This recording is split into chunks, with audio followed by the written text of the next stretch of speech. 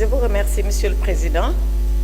Monsieur le Président, je voulais témoigner qu'en votre absence, et pour vous suppléer, Madame la Présidente, la Vice-Présidente Oulimata a conduit les travaux avec beaucoup de sérénité et de respect pour ses collègues. Je voulais l'en féliciter.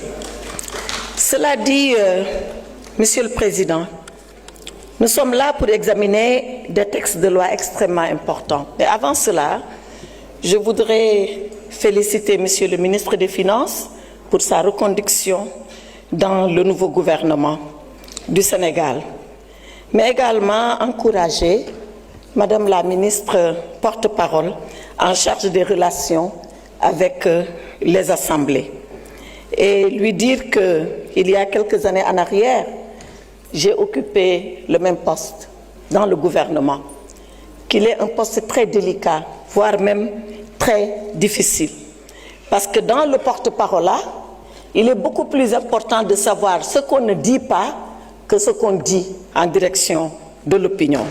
Donc je l'encourage en lui souhaitant à elle aussi le succès attendu.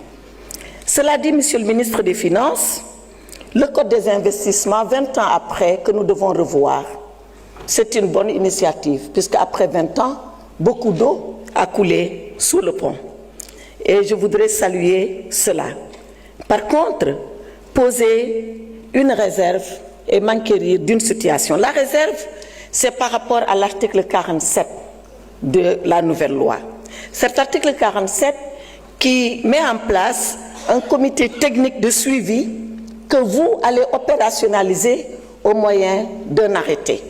Un collègue l'a dit, je pense que c'est le collègue Adama Diallo. Il faudrait que ce comité ait tous les moyens, à la fois administratifs, mais surtout techniques, de contrôler que ceux-là qui ont bénéficié du code d'investissement ont bien en retour respecté les charges qui leur incombent en tant qu'investisseurs.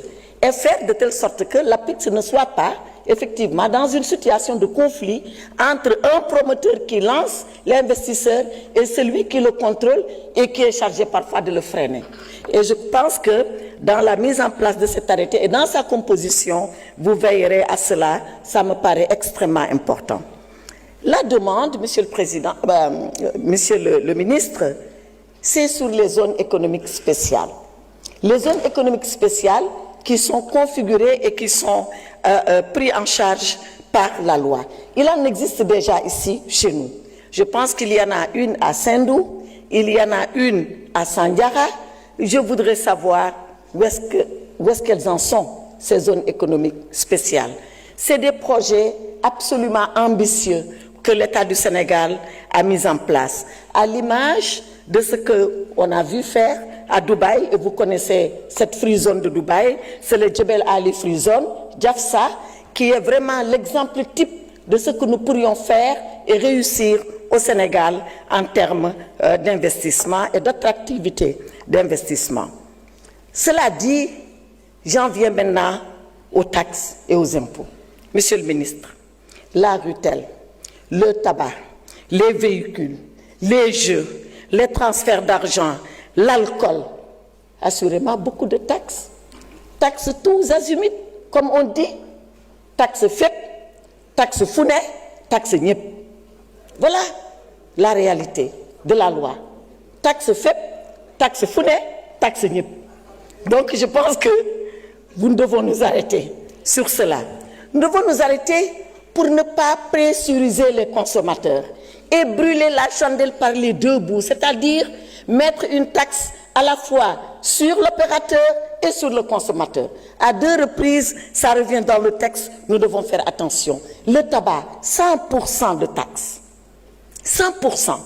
Mais ce n'est pas pour protéger les fumeurs, mais rappelons-nous que nous sommes dans une zone économique intégrée, qui est l'UEMOA, que nous avons des dispositions législatives, réglementaires, notamment le code de l'OHADA, qui fait que lorsqu'un opérateur s'installe au Mali, il est au Sénégal, il est au Togo, il est au Bénin, il est partout, dans les 14 pays membres de l'OHADA. Et si nous mettons cette pression-là sur nos sociétés, mais elles vont aller s'installer ailleurs. Sans compter le fait que ça va encourager le trafic clandestin de tabac. Vous le savez, aujourd'hui, la zone du Sahel est devenue la zone la plus dangereuse quant au trafic illicite de tabac. Donc, nous devons faire attention à ce que nous faisons. Nous devons faire attention aux conséquences que nous risquons de créer en surtaxant les sociétés. Sans compter qu'il ne faut pas l'oublier, nous devons protéger les Sénégalais qui fument, mais nous devons aussi protéger les Sénégalais qui travaillent dans les sociétés. Parce que c'est des Sénégalais qui reçoivent un revenu et qui contribuent à densifier la chaîne de consommation. Il ne faut pas manger tous ces œufs. Si on mange tous ces œufs, on n'a plus de poules pour pondre. Voilà ce qui va arriver. Donc, je pense que, Monsieur le ministre, de ce point de vue, on doit faire attention. Et quand je dis taxe tous azimuts, ça me rappelle une histoire que vous connaissez, certainement vous l'avez appris en finances publiques comme moi, où en France, on taxait les portes et les fenêtres. Partout. Et finalement, les gens se sont mis à construire sans fenêtres.